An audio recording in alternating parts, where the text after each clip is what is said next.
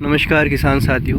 तो जैसा कि आपको पता है कि पिछले 2 दिनों से एमपी में कहीं ना कहीं हर ज़िलों में भारी बारिश देखी गई है और उसी के चलते जो किसानों को काफ़ी नुकसान हुआ है। तो कई किसानों को जो मटर की बुआई हो गई थी और जो मटर अभी तक फूल आने वाले थे, मतलब आने लगे थे, उसमें भी नुकसान देखा गया है। जिन किसानों ने लहसुन बो दी थी उनका भी नुकसान हुआ है। जिन किसानों ने सूखे में गेहूं की बुआई कर दी थी उनका भी बहुत नुकसान हुआ है। अपन ने अपनी जो लहसुन थी वो आज से 5 से 6 दिन पहले बुआई करी थी और जैसा कि डिजिटल दरबार की पोस्ट थी कि अभी 27, 28, 29, 30 को काफ़ी ज़्यादा बारिश देखने को मिलेगी। तो उसी कंडीशन में अपन ने सिर्फ बुआई की थी, सिंचाई का कार्य शुरू नहीं किया था। तो अपन ने सिंचाई शुरू नहीं की थी तो अपने को लहसुन में थोड़ा इतना ज़्यादा नुकसान देखने को नहीं मिला। लेकिन हमारे जो आस पास में जो किसान हैं उन्होंने बुआई के तत्कालीन जो सिंचाई कर दी थी उन खेतों में पानी अभी भी काफ़ी हद तक भरा है। और जैसा कि अपना खेत थोड़ा ऊंचा है, मतलब ज़्यादा ऊंचा है, तो यहाँ पर पानी ठहरता नहीं, निकल जाता है। तो निकला भी कुछ इस तरीके से कि क्यारियाँ लगभग आधी से ऊपर कट चुकी है। कुछ इस तरीके से नुकसान भी देखने को मिला है। ये लहसुन अभी 1-2 दिन में बाहर हो जाएगी, कोई दिक्कत नहीं होगी। और अपन ने इसमें जड़ गलन और कीड़ों की दवाई साथ में पहले ही डाल दी थी खाद के साथ, तो कहीं ना कहीं अपन शायद बच जाएँ या ना भी बचे। अब मैं आपको बताता हूँ, यहाँ पर जगह तो पूरी लगभग इस तरह से कट चुकी है और खेत के निचले हिस्से में सारी लहसुन जाके जमा हो चुकी है। वहाँ पर बिल्कुल आप देख सकते हो कलियाँ कलियाँ दिख रही है। तो ऐसे जिन किसानों ने सूखे में बुआई कर दी थी गेहूं की, तो वो गेहूं भी पूर्णतः सड़ चुके हैं और काफ़ी नुकसान देखने को मिला है। और जिस खेतों में जब आधे से ऊपर खेतों में अपन ने पलेवा कर दिया था, जैसे ये आपको पहले वीडियो में बताया था, इन खेतों में अपन ने पलेवा करके गेहूं की बुआई अपन करने ही वाले थे। तो अच्छा ये रहा कि अपन ने बुआई नहीं की, नहीं तो गेहूं सड़ जाते। और अच्छा ये भी नहीं रहा कि अब ये पलेवा वाले जो खेत हैं इनमें बखर आने में, मतलब जो सही मॉइस्चर होता है बुआई करने के लिए, तो वो आने में लगभग 15 से 20 दिन लगेंगे। मतलब 15 से 17 नवंबर तक हम गेहूं की बुआई करेंगे। तो इस मौसम के कारण जो सबसे बड़ा जो नुकसान हुआ है वो समय का हुआ है। अब हम जैसे जैसे लेट होते जाएंगे उधर पीछे ठंड भी कम पड़ जाती है और गर्मी बढ़ जाती है। तो वहाँ पर जो भी फसल होती है उसका उत्पादन लेना काफ़ी मशक्क़त का काम हो जाता है, क्योंकि जो सूटेबल टेम्परेचर में जो फसल उत्पादन दे सकती है वो गर्मी में नहीं दे सकती। मान लो अब हम मार्च एंड में या तक पहुंच जाएंगे, मार्च 2nd वीक 3rd वीक में हमारे गेहूं की कटाई होगी।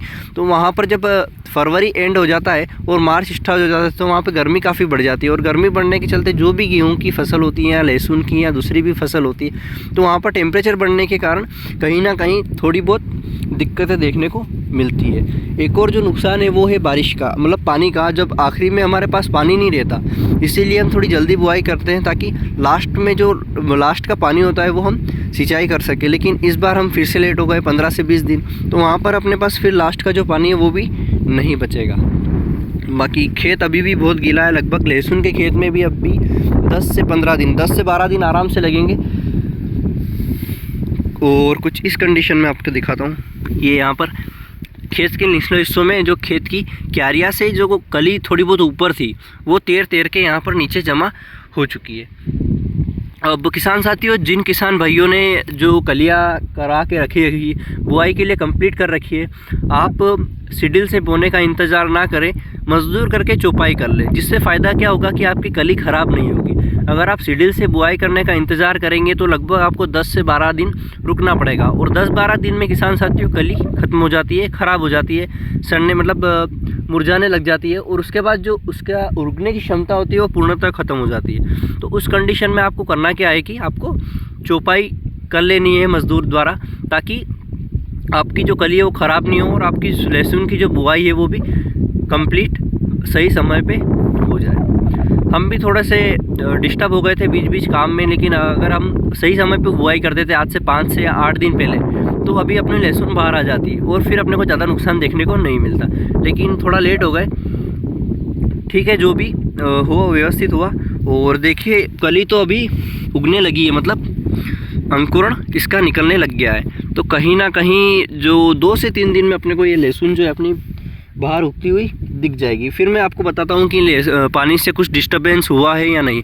किसान साथियों, एक और बात ध्यान रखने में, अगर ये एसिड रेन हुई होगी तो आपके मटर जो है वो भी खड़े मटर सूख जाएंगे। लहसुन भी आपकी जो थोड़ी बहुत डिस्टर्ब होगी, मान लो आपने बीज दर ज़्यादा रखा हो तो वो भी आपको ऐसा लगेगा कि आधी या 10% कली डिस्टर्ब हो चुकी है। गेहूं की बुआई कर दी है तो उनमें भी आधा से ऊपर बीज दर का डिस्टर्बेंस देखने को मिलेगा। कहीं ना कहीं आधे गेहूं उगेंगे, आधे नहीं उगेंगे।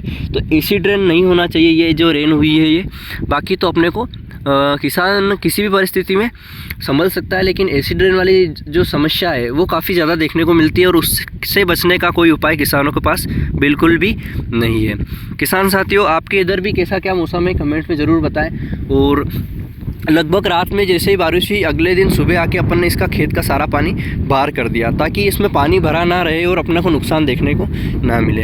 अब ये जो अपनी जगह कट चुकी है, यहाँ पर अपन जैसे ही थोड़ा व्यवस्थित पाँव रखने जैसा वराप आ जाएगा, बखर आ जाएगा, फिर अपन इसमें लहसुन की जो बाहर लहसुन दिख रही है, जितनी भी कली दिख रही है, इनकी चौपाई करवा देंगे। तो ये जो कली है ये भी काम हो जाएगा।